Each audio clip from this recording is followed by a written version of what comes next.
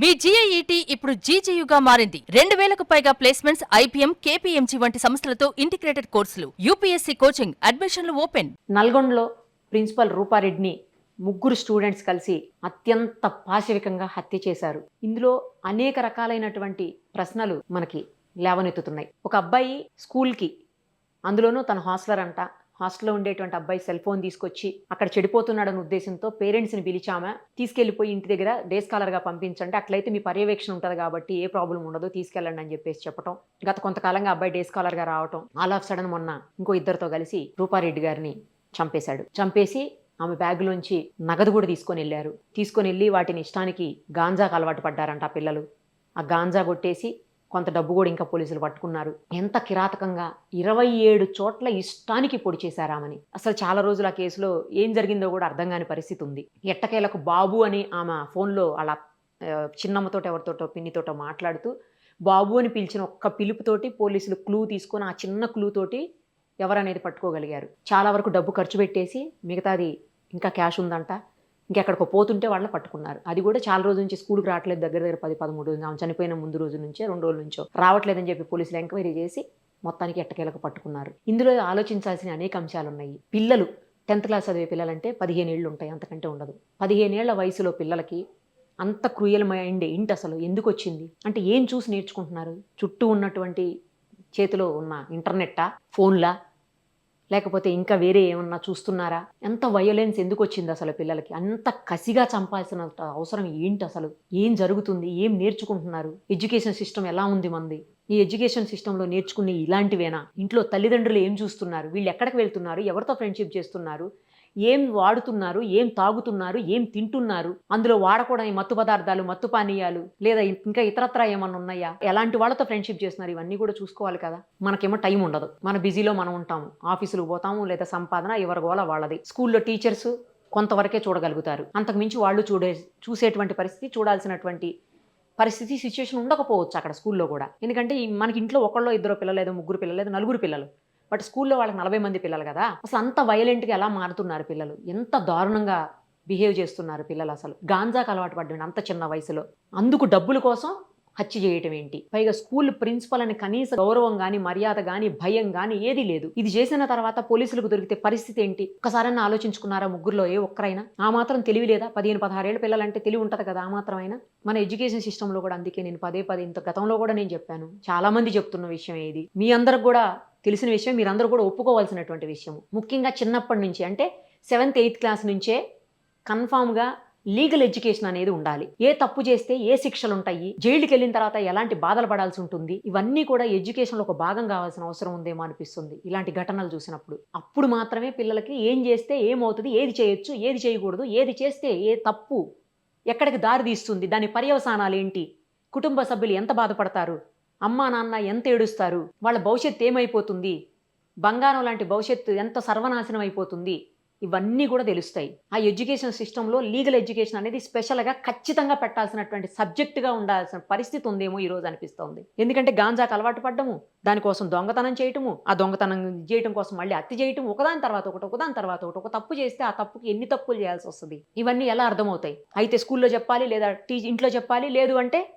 Education system అన్నా చెప్పాలి. Education సిస్టంలో కూడా చేంజ్ రావాలి అనేది అందుకోసమే. బట్టి పట్టటము, దాన్ని చదివి ఏదో ఎగ్జామ్స్ రాసేయటం, ఇది కాదు. సిస్టమ్ కూడా మారితే బాగుండేమో అనిపిస్తుంది. ఇప్పుడు తగ్గట్టుగా, ఇప్పుడు ప్రపంచానికి తగ్గట్టుగా, ఎన్నో సంవత్సరాల క్రితం ఎడ్యుకేషన్ కాదు ఇదంతా, ఇప్పుడు ప్రపంచానికి తగ్గట్టుగా, ఇప్పుడు జరుగుతున్నటువంటి సిచ్యుయేషన్స్ తగ్గట్టుగా అన్ని మారిస్తే ఎడ్యుకేషన్ సిస్టమ్ కూడా అప్పుడు మొత్తం అర్థమవుతుందేమో. బట్టి వేసే సిస్టమ్ కాదు, ఆలోచన ధోరణితో ఉండే సిస్టమ్ కావాలి, స్కిల్ బేస్డ్ ఉండాలి ప్రతిదీ కూడా అని చెప్తూ ఉంటారు. అందుకేనేమో. బట్ అలా లేనే లేదు.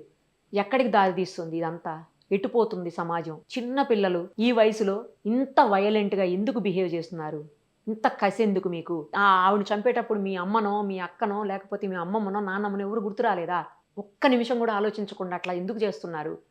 స్కూల్స్లో కూడా ఖచ్చితంగా సైకాలజీ, సైక్రియాటిటీ, వీటన్నింటి మీద కూడా ఒక సబ్జెక్ట్లా పెడితే బెటర్ ఏమో అనిపిస్తుంది. అప్పుడు సైకాలజీ, ఎప్పటికప్పుడు సైకాలజీ టెస్టులు చేస్తూ ఉంటే స్కూల్స్లో కూడా, ఎడ్యుకేషన్తో పాటు టెస్టులు కూడా చేస్తూ ఉంటే వాళ్ళు ఏమన్నా మైండ్లో మార్పులు వచ్చినాయా, లేకపోతే వాళ్ళు మంచిగానే ఉన్నారా లేదా వైలెంట్గా ఉన్నారా, ఇవన్నీ కూడా తెలుస్తాయట. సో అలాంటి సిస్టమ్ కూడా ఏదన్నా ఇంప్లిమెంట్ చేస్తే బాగుండేమో అనిపిస్తుంది. రెగ్యులర్గా మానిటర్ చేయటం అనేది పేరెంట్స్కి, ఎస్పెషల్లీ స్కూల్స్ కంటే కూడా నేను అంటాను ఖచ్చితంగా పేరెంట్సే ఎక్కువ మానిటర్ చేయాలి అంటాను. ఆ తర్వాత పేరెంట్స్ కూడా బాధపడుతున్నారు ఈ కేసులో, ఈ రూపారెడ్డి గారి కేసులో. అది వేరే విషయం. మా వాళ్లే కనుక చేస్తే వాళ్ళకి ఖచ్చితంగా శిక్షలు పడాలి అని చెప్తున్నారు. కానీ అక్కడ దాకా రాకముందే కొంచెం మేల్కొని పిల్లల్ని గమనించుకోండి దయచేసి.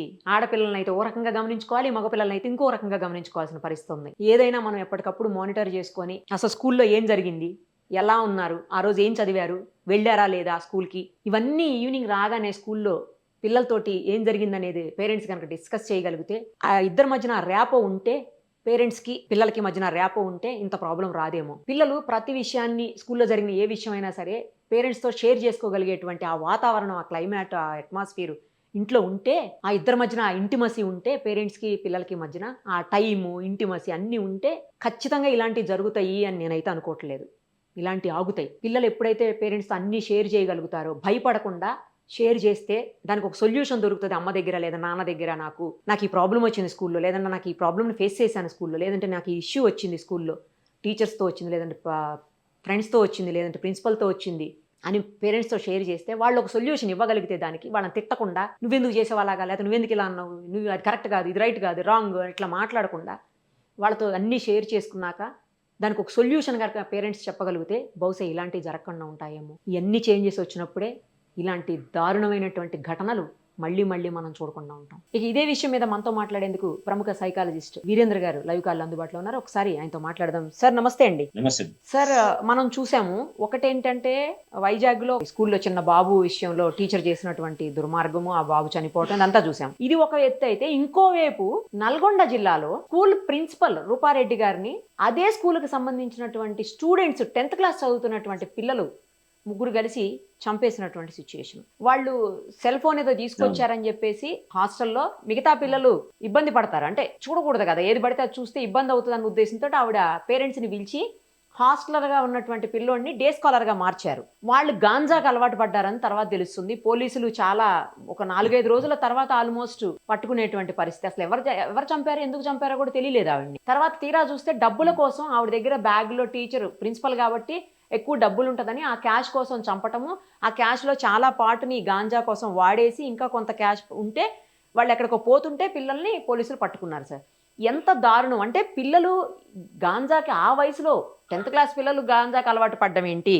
సేమ్ టైము ఇంట్లో పేరెంట్స్ వాళ్ళ మీద మానిటర్ చేయలేకపోతున్నారా? అసలు చంపేంత తీవ్రమైనటువంటి 27 సార్లు కత్తితోటి ఇష్టానికి పొడిచారు సార్ ఆ మేడంని, ప్రిన్సిపల్ని. అంటే అంత వయోలెన్స్ ఏంటి అసలు పిల్లల్లో? ఎందుకు అంత ఎందుకు అవుతున్నారు అసలు? అలా ఏమి ప్రేరేపిస్తున్నాయి? వాళ్ళు చూసినటువంటి సెల్ ఫోన్లా, లేకపోతే వాళ్ళు అలవాటు పడినటువంటి బ్యాడ్ హ్యాబిట్సా, ఏంటి, దేనివల్ల అసలు? మనము ఇట్లాంటి సంఘటనలు ఎట్లా చూస్తాం, మనం ఏదైనా కానీ హత్యలు జరిగితే what could be the sociological reasons and psychological reasons, 2 things మనం చూస్తే. సైకలాజికల్ రీజన్స్ కానీ ఎమోషనల్ రీజన్స్ కానీ మనం చూస్తే, ఇప్పుడు వీళ్ళు చెప్తున్న ఈ వారం 10 రోజుల నుంచి చెప్తున్న ఇష్యూ ఏంటి, టీచర్ మందలిచ్చింది, నిజంగానే టీచర్ మందలిచ్చిన వాళ్ళకి చంపిండని మనం అనుకోదు. కానీ వాడిని ఏగానే దొంగతనానికి పోయాడు, దొంగతనం డబ్బు చేసిన తర్వాత ఆవిడకి తెలుస్తుంది అనే ఉద్దేశంతో ఆమెను అటాక్ చేసి, ఇప్పుడు మరి ఆ మేడం నన్ను కావాలనుకుని హాస్టల్ నుంచి నన్ను పంపించేసింది కాబట్టి ఆ మీద కక్ష తీర్చుకుంటే చేయొచ్చు, వాడు హర్ట్ అయింది కావచ్చు. సో ద ప్రాసెస్ ఏంటంటే, మనం దాన్ని పాయింట్ చూస్తే it is a hurt to harm, అంటే బాధ నుంచి అదురులను హార్మ్ చేయడం. ఓకే, ఆ ట్రాన్స్ఫర్మేషన్ జరిగింది.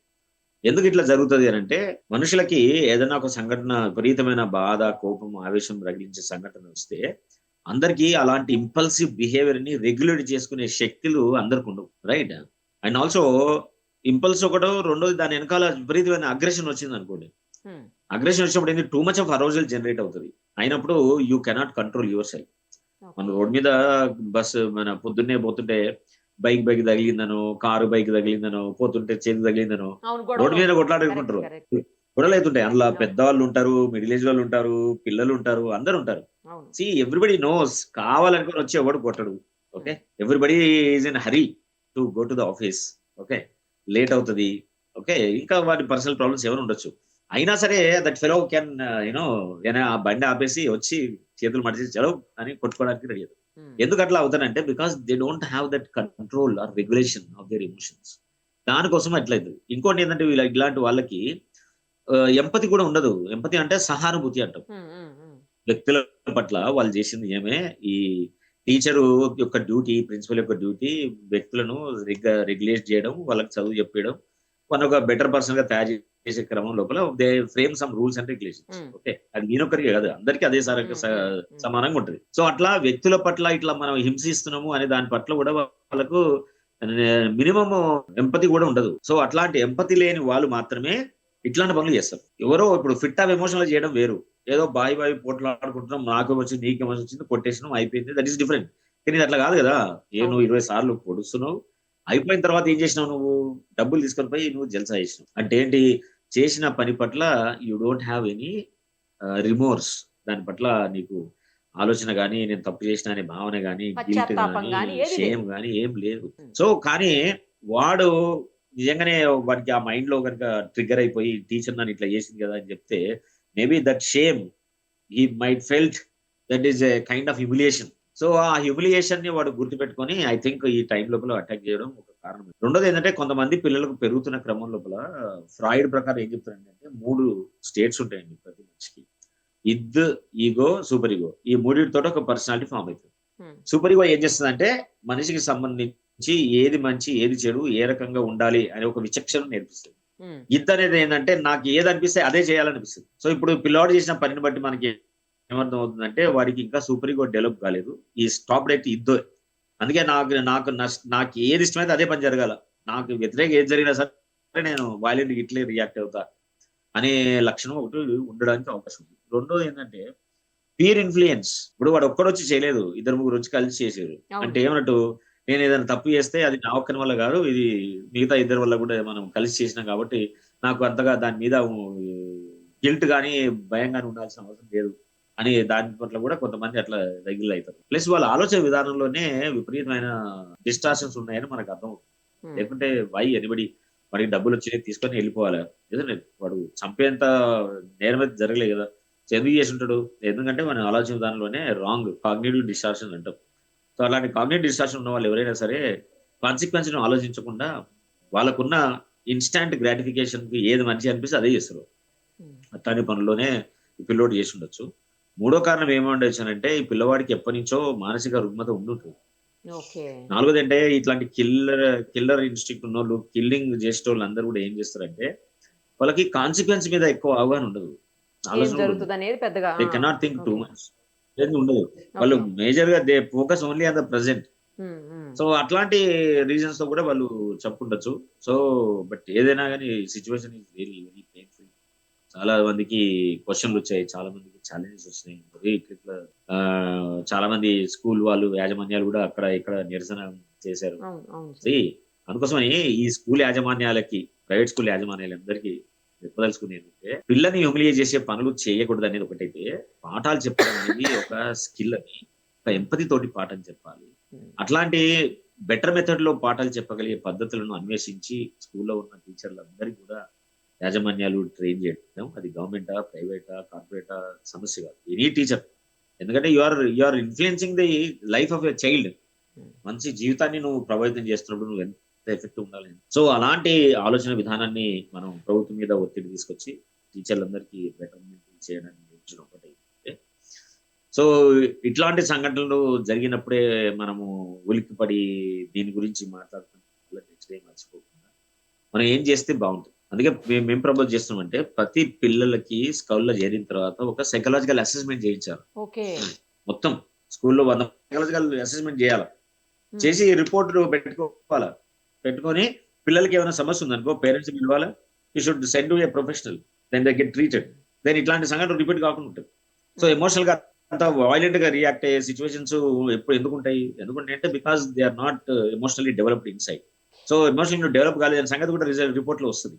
వచ్చినప్పుడు ఈజీగా వాళ్ళను ట్రైన్ చేయడం, బెటర్ చేయడం చాలా ఉపయోగకరంగా ఉంటుంది. కాబట్టి మన సంఘటన జరిగినప్పుడు ఉలిక్కిపడి, బాధపడి, భయపడి చేయడం ప్రయోజనం లేదు. దీన్ని బేస్ చేసుకొని మనము చెప్పే విధానంలో కానీ మన పాలసీలో కానీ ఏమైనా మార్పులు తీసుకొస్తే అప్పుడు నిజంగానే మన బాధకు అర్థం ఉంటుంది. మళ్ళీ ఇట్లాంటి సంఘటనలు రిపీట్ కాకుండా అవకాశం. Perfect sir, thank you sir, thank you so much.